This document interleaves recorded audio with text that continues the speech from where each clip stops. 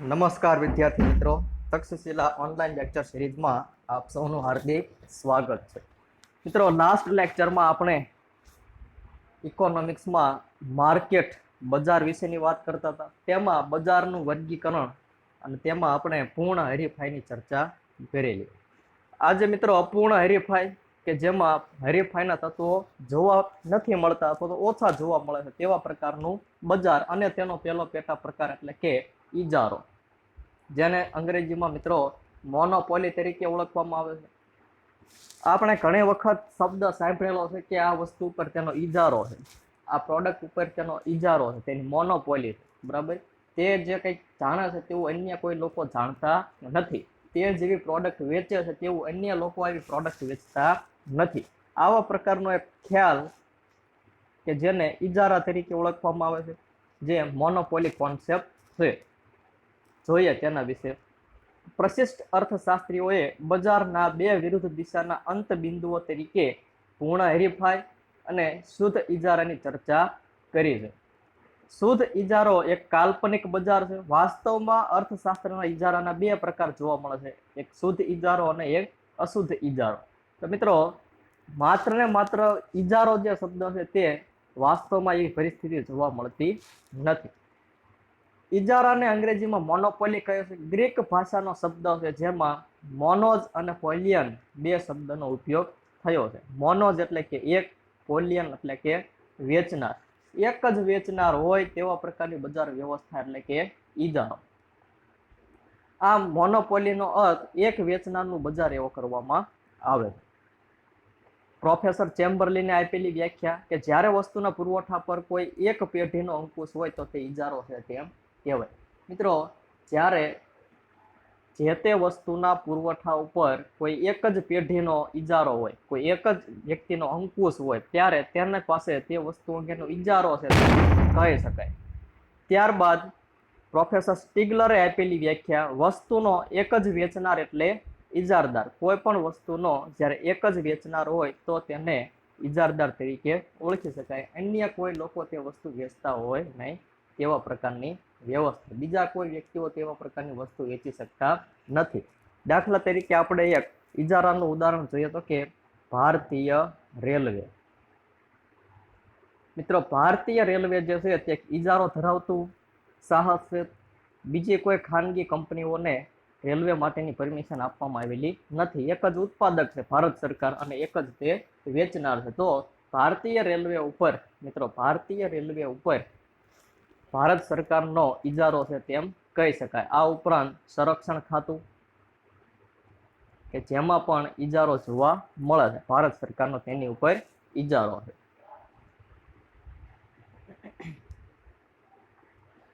લક્ષણો જોઈએ. એક જ ઉત્પાદક કે વેચનાર અને અસંખ્ય ખરીદનારા. મિત્રો, જ્યારે જે તે વસ્તુનો એક જ ઉત્પાદક હોય કે વેચનાર હોય અને અસંખ્ય ખરીદનારા હોય તેવા પ્રકારની પરિસ્થિતિમાં ઇજારાનું બજાર બને છે.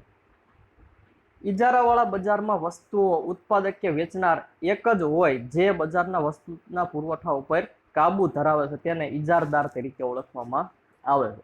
આ વસ્તુઓ ઉત્પાદક કે વેચનાર એક જ હોવાથી હરીફાઈનું તત્વ જોવા મળતું નથી અને માટે ઉત્પાદક કે વેચનાર વસ્તુની કિંમત ઉપર સંપૂર્ણ કાબુ ધરાવે છે. આમ આ બજારમાં ઉત્પાદક કે વેચનાર વસ્તુની કિંમત પર અસર કરી શકાતો નથી. તેને કિંમત નક્કી કરનાર તરીકે ઓળખવામાં આવે છે. મિત્રો, વેચનાર જે છે તે એક જ છે, સંપૂર્ણ બજાર ઉપર કાબુ ધરાવે છે, એટલે મન ફાવે તેવી કિંમતો વસૂલી શકે અને એટલા જ માટે તેને પ્રાઇઝ મેકર, કિંમત નક્કી કરનાર તરીકે ઓળખવામાં આવે છે. જ્યારે બજારમાં ખરીદનારા અસંખ્ય હોય છે, જેથી બજારમાં એક ખરીદનારનું અસ્તિત્વ ખૂબ નાનું હોય છે. બજારમાં હરીફાઈ ખરીદનારાઓ ગ્રાહકો વચ્ચે જોવા મળે છે. આમ ખરીદનારાઓ વસ્તુની કિંમત પર અસર પાડી શકતા નથી. ત્યારબાદ નજીકની અવેજી વસ્તુનો અભાવ. મિત્રો, ઇજારાવાળા બજારમાં તેની નજીકની કોઈ અવેજી વસ્તુ બજારમાં ઉપલબ્ધ હોતી નથી. માત્ર ને માત્ર તમારે એ જ વસ્તુનો ઉપયોગ કરવો પડે. શુદ્ધ ઇજારાની લાક્ષણિકતા મુજબ ઇજારદાર જે વસ્તુનું ઉત્પાદન કે વેચાણ કરે છે તેની કોઈ પણ પ્રકારની અવેજી એટલે સમાનતા ધરાવતી વસ્તુ બજારમાં ઉપલબ્ધ હોતી નથી. વાસ્તવમાં શુદ્ધ ઇજારો કાલ્પનિક હોય તેનું અસ્તિત્વ જણાતું નથી અને વ્યવહારમાં અશુદ્ધ ઇજારો જોવા મળે છે, જેમાં નજીકની અવેજી વસ્તુઓનો અભાવ છે, એટલે કે તેની દૂરની અવેજી વસ્તુઓ હોવાની શક્યતા છે. મિત્રો, કોઈ વસ્તુની અવેજી વસ્તુ હોય જ નહીં તેવું ખરેખર શક્ય નથી, પરંતુ અહીં શુદ્ધ ઇજારામાં એવું માની લેવામાં આવે છે કે નજીકની અવેજી વસ્તુઓનો અભાવ છે. દાખલા તરીકે રેલવેની કોઈ એક ચોક્કસ સમય અને તારીખ આરક્ષિત ટિકિટ ઉપલબ્ધ ન હોય તો તેની નજીકની અવેજી એટલે કે બીજી કોઈ રેલવે કંપનીમાં ટિકિટ મળી શકતી નથી. બીજી કોઈ રેલવે કંપની નથી, પરંતુ હા તમે ચોક્કસથી બસ, ટ્રાવેલ્સ અથવા તો કાર અથવા તો ટેક્સી દ્વારા તે સ્થળે પહોંચી શકો. તેની થોડી ઘણી અવેજીમાં તે વસ્તુ ઉપલબ્ધ છે, કારણ કે એવી કોઈ કંપનીનું અસ્તિત્વ જ નથી. જ્યારે તે ચોક્કસ સમય અને તારીખ મુસાફરી કરવી ફરજિયાત હોય તો રેલવેની દૂરની અવેજી રૂપે વિમાનની સેવા અથવા અન્ય વાહન વ્યવહાર સેવાઓનો ઉપયોગ થઈ શકે. ત્યારબાદ નવી પેઢીઓ પર અંકુશ. મિત્રો, નવી પેઢીઓનો જે પ્રવેશ છે માર્કેટમાં તે ખૂબ જ અઘરો છે. ઘણું બધું પ્રોસેસને અનુસરવું પડે છે, ત્યારે તે નવી પેઢી બજારમાં પ્રવેશી શકે. ઇજારાવાળા બજારમાં ઇજારદાર વિવિધ સ્વરૂપના ઇજારા ધરાવે છે. ઇજારાનો અર્થ એટલે એક જ ઉત્પાદક કે વેચનારનું અસ્તિત્વ. આ બજારમાં ઇજારો તોડવો શક્ય હોય છે, તેમ છતાં તે સરળ પ્રક્રિયા ન હોવાથી ઇજારદાર પોતાનો ઇજારો લાંબા સમય સુધી ટકાવી શકે. આવા સંજોગોમાં તેનો કોઈ હરીફ બજારમાં ન હોવાથી તે કિંમત પર કાબુ ધરાવે છે અને અસામાન્ય નફો પ્રાપ્ત કરે છે. આમ ઇજારાવાળા બજારમાં અસામાન્ય નફાની સ્થિતિ હોવા છતાં અન્ય પેઢીઓ અસામાન્ય નફાથી આકર્ષાય ઉદ્યોગમાં પ્રવેશી શકતી નથી, કારણ કે ઇજારદાર એવા સંજોગોમાં કુદરતી, કાયદાકીય, અનુભવ, આવડત વગેરે પાસાઓ દ્વારા પેઢીઓનો પ્રવેશને અવરોધે છે, અને જેથી ઇજારાવાળા બજારમાં પેઢીઓનો પ્રવેશ કરી શકાતો નથી. મિત્રો, મોટી જે ધંધાકીય પેઢીઓ છે જે ઇજારો ધરાવે છે તે પોતાનું કાયદાકીય આવડત, જ્ઞાન, અનુભવના આધારે નાની નાની પેઢીઓને બજારમાં પ્રવેશતા માટે અટકાવે છે. ત્યારબાદ કિંમત અથવા વેચાણ પર કાબુ. ઇજારાવાળા બજારમાં ઇજારદાર મહત્તમ નફાના આશયથી વસ્તુના પુરવઠા પર સંપૂર્ણ કાબુ ધરાવે છે, પરંતુ ઇજારદાર એક સાથે વસ્તુની કિંમત અને વેચાણ પર કાબુ મેળવી શકતો નથી. મિત્રો, ઇજારદાર કા કિંમત ઉપર કાબુ મેળવી શકે અથવા તો વેચાણ ઉપર કાબુ મેળવી શકે. જો કિંમત વધારશે તો વેચાણ ઘટશે, અને વેચાણ વધારવું હોય છે તો કિંમત ઘટાડવી પડશે.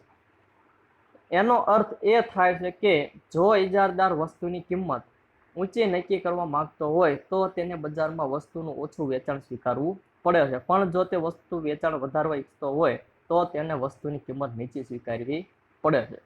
આમ ઇજારદાર કિંમત અને વેચાણ રૂપી બંને ઘોડા પર એક જ સમય સાથે આરૂઢ થઈ શકતો નથી. ઊંચી કિંમત લઈ વધુ વેચાણ કરવું ઇજારદાર માટે શક્ય હોતું નથી. ત્યારબાદ મિત્રો, અસામાન્ય નફો. ઇજારાવાળા બજારમાં ઉત્પાદક કે વેચનાર એક જ હોય છે. ઉપરાંત આ બજારમાં નવી પેઢીઓ પ્રવેશ બંધ હોવાથી ઇજારદાર ટૂંકા ગાળામાં તેમજ લાંબા ગાળામાં કોઈ પણ હરીફાઈ વગર અસામાન્ય નફાની સ્થિતિનો લાભ લઈ શકે છે. અહીં વસ્તુનો વેચનાર કિંમત ઊંચી રાખી શકતો હોય છે, તેથી તે સરેરાશ ખર્ચથી ઊંચી કિંમત રાખી અને નફો મેળવી શકે છે. મિત્રો, સ્વાભાવિક છે, બજારમાં એક જ વેચનાર હશે, એક જ ઉત્પાદક હશે, સંપૂર્ણ બજાર ઉપર તે જ પેઢીનો અંકુશ હશે તો તે મન ફાવે તેવી કિંમતો વસૂલી શકશે, અને તેનાથી તેનો જે નફાનો દર જે છે તે અસામાન્ય પ્રકારનો રહેશે. ત્યારબાદ કિંમત ભેદભાવ. કિંમત ભેદભાવ એટલે કે અલગ અલગ લોકો પાસેથી અલગ અલગ પ્રકારની કિંમતો વસૂલવી. ઇજારાવાળા બજારમાં ઉત્પાદક કે વેચનાર કિંમત નક્કી કરનાર હોવાથી હરીફાઈનું તત્વ જોવા મળતું નથી, જેથી ઇજારદાર ઘણીવાર આ તકનો લાભ લેવા એક જ વસ્તુની જુદી જુદી કિંમત વસૂલી શકે છે, અથવા તો વસ્તુના જુદા જુદા ઉપયોગ અનુસાર જુદી જુદી કિંમત વસૂલી શકે. આમ સરવાળે ઇજારદાર કિંમત ભેદભાવ નીતિનો ઉપયોગ કરી શકે છે. દાખલા તરીકે ડોક્ટર કે જે અલગ અલગ વ્યક્તિઓ પાસેથી અલગ અલગ પ્રકારની કિંમતો વસૂલી શકે. કેમ? તો કે જે તે ફિલ્ડમાં તેનો ઇજારો છે. છેલ્લું લક્ષણ પેઢી એ જ ઉદ્યોગ. મિત્રો, મોટા ભાગે ઇજારામાં જે ઉદ્યોગ છે એ જ પોતે વેચનાર હોય છે અને જે વેચનાર છે એ જ પોતે વસ્તુ બનાવનાર હોય. વાસ્તવમાં પેઢી એટલે ઉત્પાદન કરતું એક સ્વતંત્ર એકમ, જ્યારે ઉદ્યોગ એટલે એક સરખી વસ્તુનું ઉત્પાદન કરતી પેઢીઓનો સમૂહ. પરંતુ ઇજારાવાળા બજારમાં ઉત્પાદક કે વેચનાર એક જ હોવાથી તે વાસ્તવમાં પેઢી છે અને આવા ઉદ્યોગોમાં પેઢીઓનો સમૂહ પણ આ એક પેઢીથી જ થાય છે. માટે કહી શકાય કે ઇજારાવાળા બજારમાં પેઢી એક ઉદ્યોગ છે. મિત્રો, આ હતા ઇજારાવાળા બજારના લક્ષણો. ત્યારબાદ આપણે ઇજારાયુક્ત હરીફાઈ અંગે આગળના લેક્ચરમાં ચર્ચા કરીશું. અસ્તુ. જય હિન્દ, જય ભારત.